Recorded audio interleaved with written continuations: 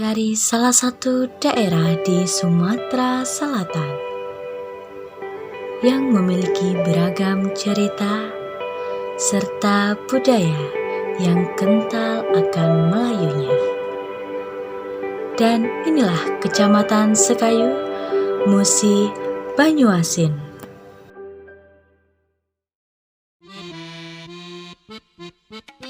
Assalamualaikum warahmatullahi wabarakatuh. Musi Banyuasin pada zaman dahulunya terdiri dari berbagai macam marga, dan di Kecamatan Sekayu ada marga namanya Marga Mantri Melayu.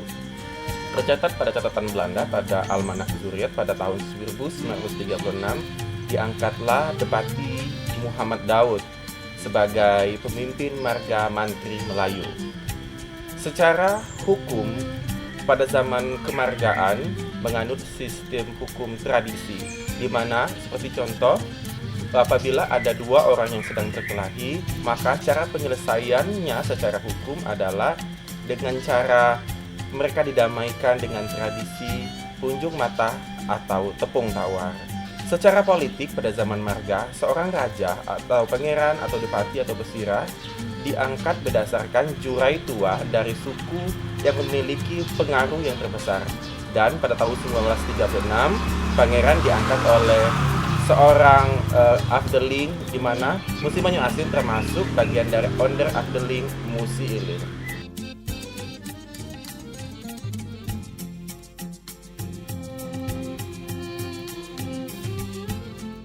Pada zaman marga, khususnya Marga Mantri Melayu di Kecamatan Sekayu pada masa lampau, sistem perekonomian itu menurut saya ada 4, yaitu perdagangan, perhutanan, pertanian, dan perikanan.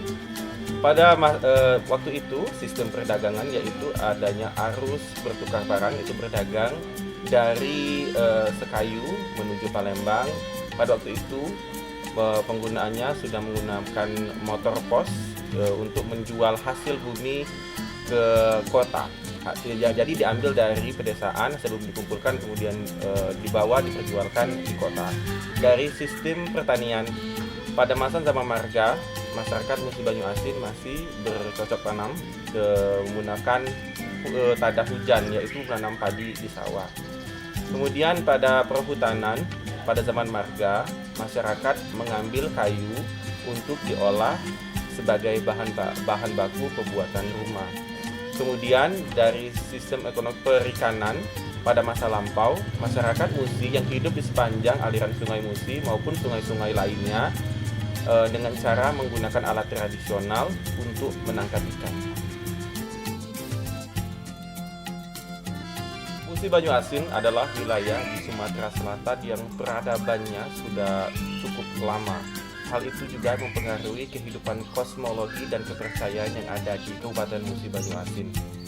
Jejak kepercayaan peradaban Musi Banyuasin dimulai pada abad ketiga, di mana pada abad ketiga itu ditemukan artefak gerabah yang berada di Kecamatan Lalan, di mana wilayah tersebut adalah bagian dari wilayah Kantolin pada abad ketiga.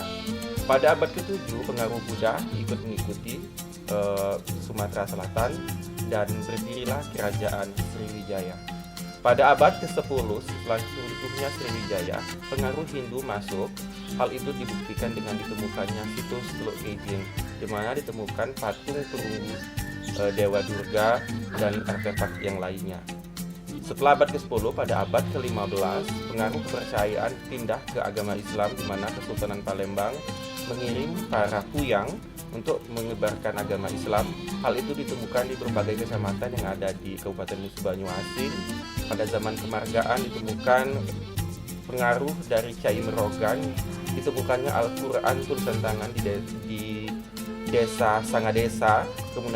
Kemudian ada runtuhan masjid di desa Mansang, Kecamatan Lalan.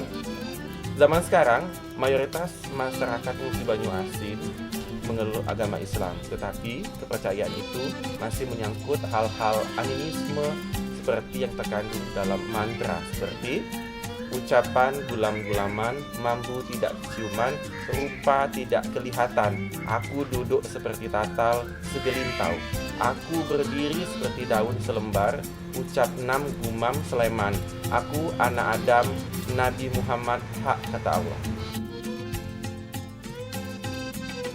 Musi Banyu Asin adalah wilayah yang sangat luas pada masa lampau dan merupakan suku Melayu Musi. Mengapa disebut Melayu Musi? Karena masyarakatnya pada masa lampau hidup di sepanjang aliran Sungai Musi. Dan anak-anak sungai mengalirinya. Salah satu anak sungainya itu adalah Sungai Keru.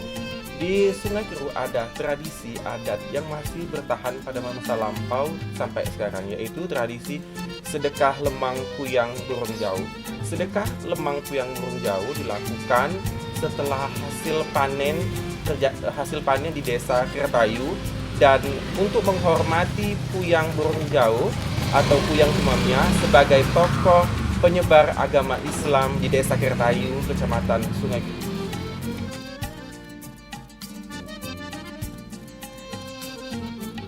Kepribadian masyarakat Musi Banyu Asin, khususnya Melayu Musi, sudah terkenal pada zaman dulu sebagai orang yang gigih menentang kolonialisme. Beberapa kepribadian khas Musi Banyu Asin atau suku Melayu yaitu pekerja keras, berani menentang kezaliman, kebersamaan, dan saling menyayangi.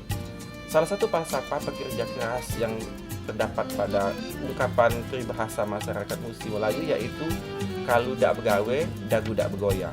Itu artinya masyarakat Musi Banyu Asin, khususnya suku Melayu Musi, bekerja keras untuk mencari penghidupan supaya hidup tetap terus berlangsung. Semangat itu terus dilakukan dari dulu sampai sekarang. Pada masa lampau, masyarakat Melayu Musi di zaman marga menggunakan teknologi tradisional, salah satunya itu seruo.